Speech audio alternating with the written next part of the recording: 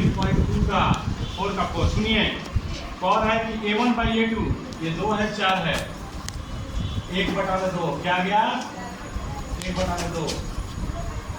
फिर आ गया B1/B2 ये -2 है -2 है पड़ जाएगा एक बार में। फिर ये C1 बाई यहाँ पर एक 4 है जी यहाँ भी 4 है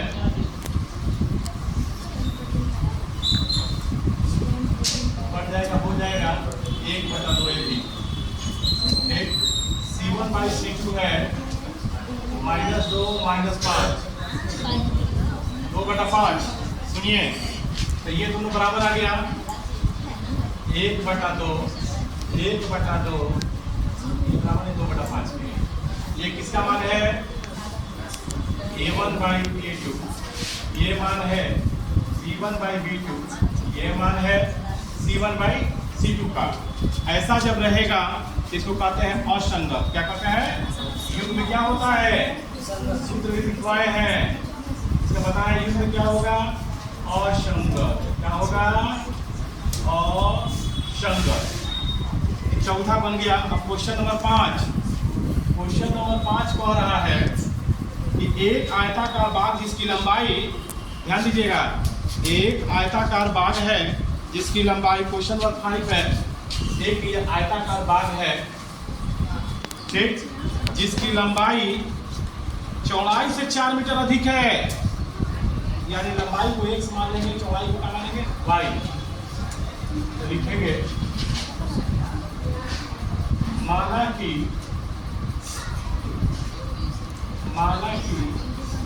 लंबाई x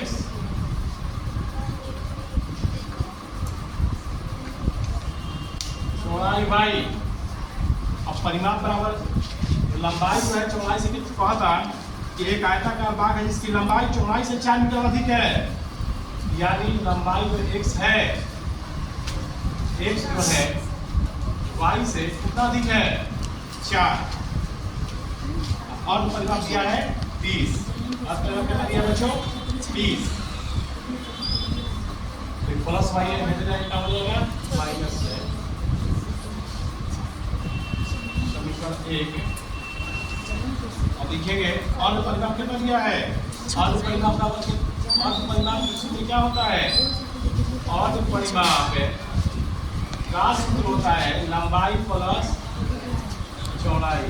लंबाई प्लस चौड़ाई लंबाई को और परिमाप कितना दिया है 36 और परिमाप कितना दिया है 36। लंबाई क्या है मेरा x चौड़ाई कितना है y। तो हो जाएगा x प्लस y बराबर 36। समीकरण 2। अब हम क्या करेंगे इस समीकरण 1 एवं 2 से क्या लिखेंगे बच्चों 1, 2 से। अब जानते हैं हल समीकरण हल करने के लिए आपको सीख रहा है पहले ये सिखाए हैं आप लोग को हल करने के लिए। ये प्लस है तो माइनस प्लस है तो माइनस प्लस है तो माइनस कट जाएगा 1y 4 में 36 गया 32 इसलिए y बराबर -32 बटा में -2 कट जाएगा 16 बार में y का मान 16 y का मान क्या हो गया 16 आ गया। अब हम क्या करेंगे कि समीकरण 1 से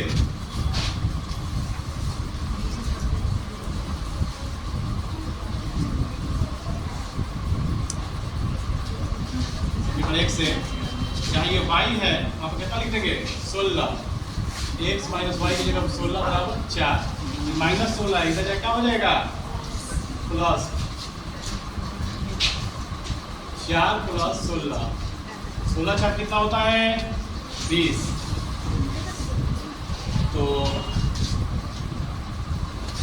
लंबाई आ गया 20 मीटर और चौड़ाई आ गया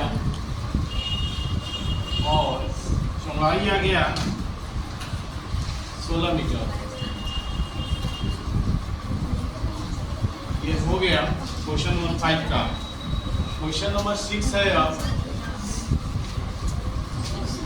6 कह रहा है कि 2x प्लस 3y का क्वेश्चन नंबर 6 है। लिखा है कि 2x प्लस 3y माइनस 8 बराबर 0। यही है। तो कह रहा है कि ऐसे रैखिक समीकरण पर लिखिए ताकि ज्यामितीय निरूपण की जिसमें प्रतिच्छेद करती रेखाएं हो, समांतर रेखा हो, समपाती रेखा हो। पहला है प्रतिच्छेद करती रेखाएं। पहला दिया क्वेश्चन में है कि प्रतिच्छेद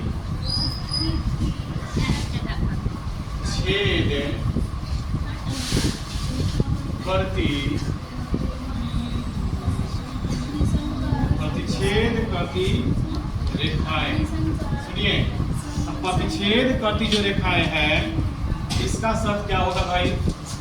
तो इसको ऐसे अंक अपने मन से लिखना है कि जो पहले का सूत्र क्या होता है, a1/a2 not equal to b1/b2 not equal to c1/c2। यानी पहले का सूत्र पे सेट हो जाए। अब पहले का सूत्र में क्या होता है, तीनों बराबर नहीं होता है, तीनों का मन बराबर नहीं आता है।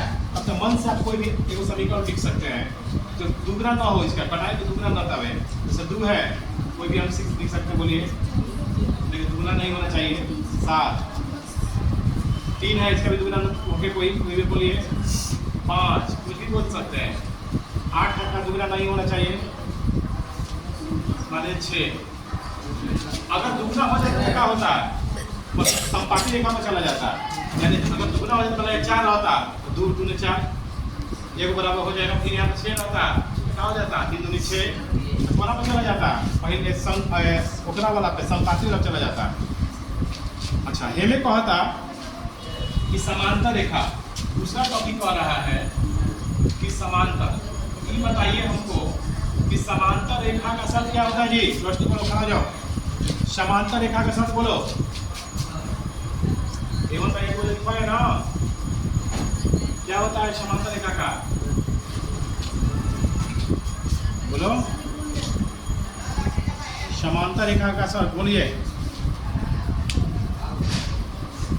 पन्ना पलटाने लगा तुरंत, उसे तो एग्जाम में दिक्कत हो जाएगा। दूसरा तो तीसरा बार पढ़ा बता दिए हैं, पहले से सूत्र बताएं। बैठो, चलो जी, खड़ा हो जाओ। समांतर रेखा का शब्द बताइए। बन गया मूल रूप से, देख लीजिए। चलो तुम बोलो। हाँ, खाली ट्यूशन पढ़ने से नहीं होता है, रिवीजन करने से होता है। बोलो, समांतर रेखा का शब्द क्या होता है? समांतर रेखा का शब्द बोलिए। A1, हाँ हाँ, क्या होता है? A1/A2 बराबर है B1/B2 बराबर नहीं है C1/C2। यानी 2 को बराबर रहेगा, वो बराबर नहीं रहेगा। 2 को बराबर रहेगा, वो बराबर नहीं रहेगा।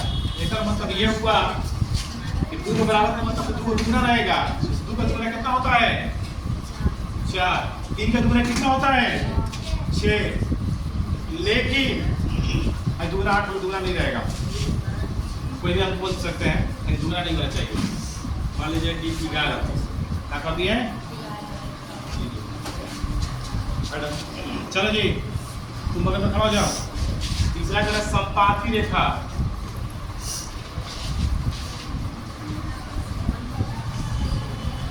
बोलिए, समपाती रेखा का शर्त है।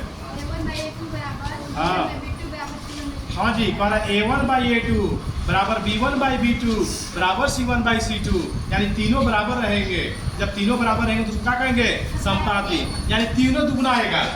एक आधार पर सेट करिए, दुगना तीनों में कीजिए। 2 का दुगना 4, 3 का दुगना 6, 8 का दुगना। अगर दुगना ही नहीं आप चाहें तो तिगना भी कर सकते हैं तीनों का। लेकिन आप यहाँ पर आप 2 का 2 है ना, 4 के यहाँ पर 6 भी कर सकते हैं। 3 का 9 हो या 8 का 24 भी हो जाएगा। ऐसे भी आप कर सकते हैं, लेकिन तीनों बराबर आना चाहिए। ठीक है, ये भी बन गया। 6वां क्वेश्चन भी आपको मैंने बना दिया। ठीक।